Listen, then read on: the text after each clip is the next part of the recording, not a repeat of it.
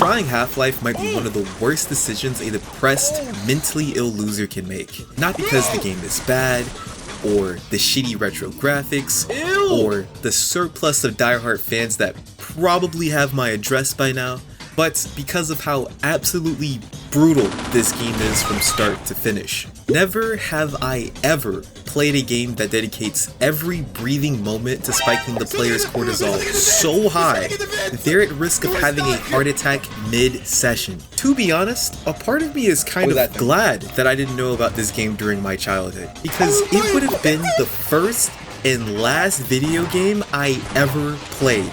Not due to 6-year-old me quitting because of the boiling rage festering between my prepubescent fists, but because I would have died of heart failure in the 2nd grade.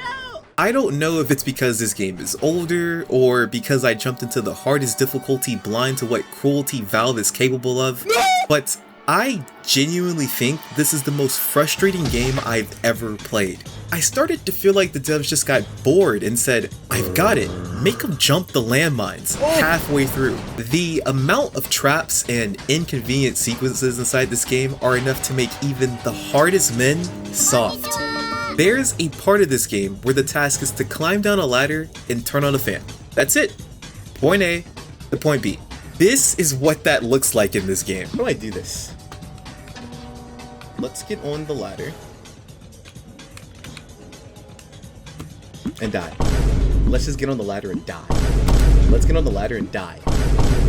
Again and again. Mind you, this is a billion-dollar facility. There is all kinds of experimental, cutting-edge technology just lying around, and you're telling me somehow the only way to turn on an industrial-grade fan capable of blowing multiple men at once is to manually push a button and then pray?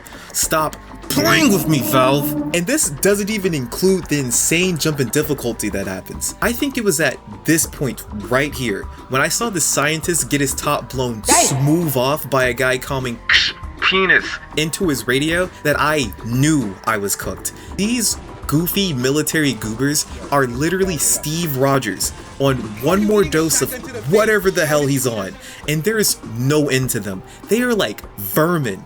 What's even crazier is that everything else is 10 times worse.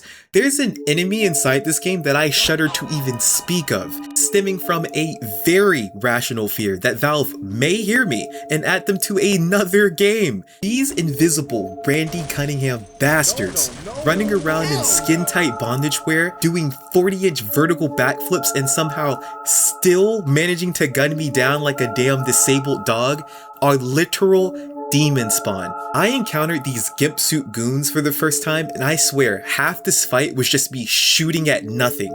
And to top it all off, they show up again, even more ridiculous than before. I would have enjoyed these two encounters much more had the devs just teamed up with the CIA and shown up at my house with spicy hummus. You put hummus up his ass? At least then, I would have seen it happen.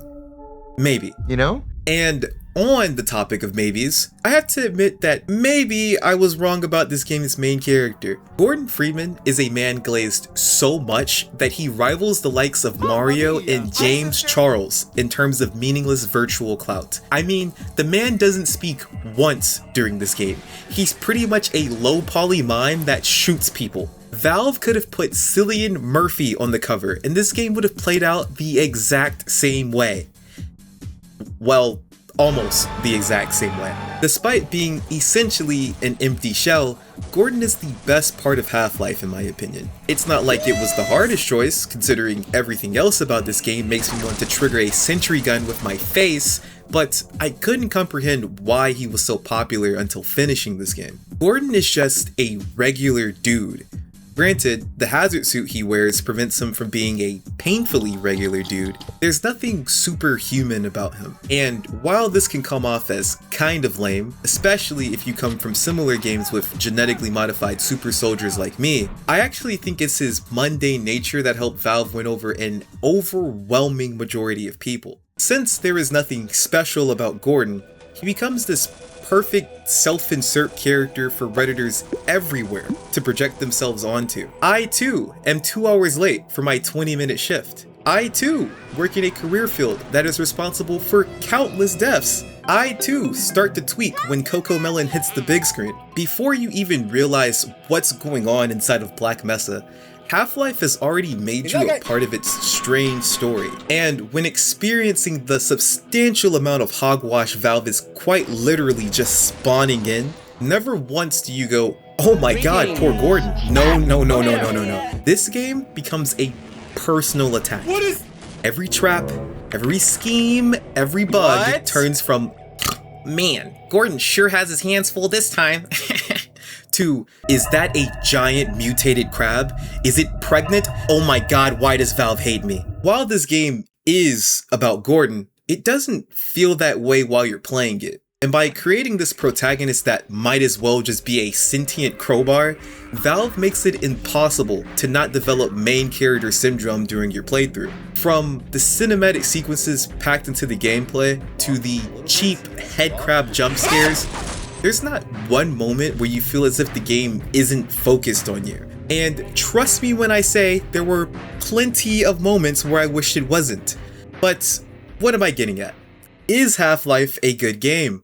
For God's sake, open the side door! They're coming for us! It's our only way Oh, his ass is not opening no... God, we're doing Oh shit! Yeah, I'd say so. There are many moments within this game that could have easily passed for cutscenes had it released today. I'm not sure how much of this was normal back in 1998, but I found myself genuinely impressed when it came both to the scripted and more spontaneous gameplay portions. If nothing else, Half-Life excels at keeping you in this constant state of suspense, and pairs that suspense with enough variety that the encounters feel fresh for a majority of your playtime. But that's not the answer you were probably looking for. That's not what the title says, and it's definitely not why I sacrificed what remaining sanity I had on a one-way trip to Brazil. The question I wanted to know the answer to, albeit even more subjective than passing the game off as good or bad, was, is Half-Life a fun game? Hell no.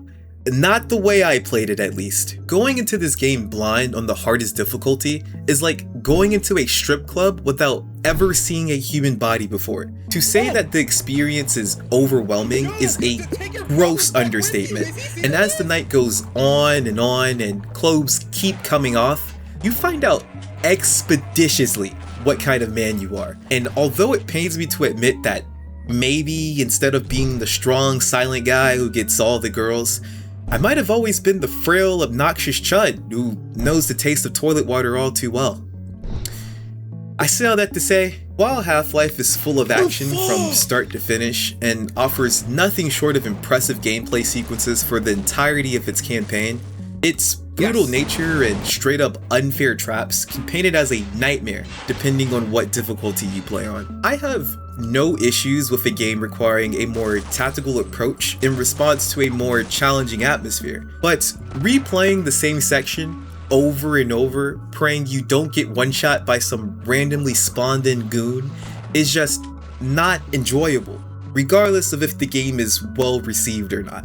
But hey, I'm growing as a person, so that means I'm open to being wrong. So if you do enjoy Half-Life, let me know why inside the comments. I'll try my best to gaslight you, and consider watching this video where I complain about another game for 8 minutes.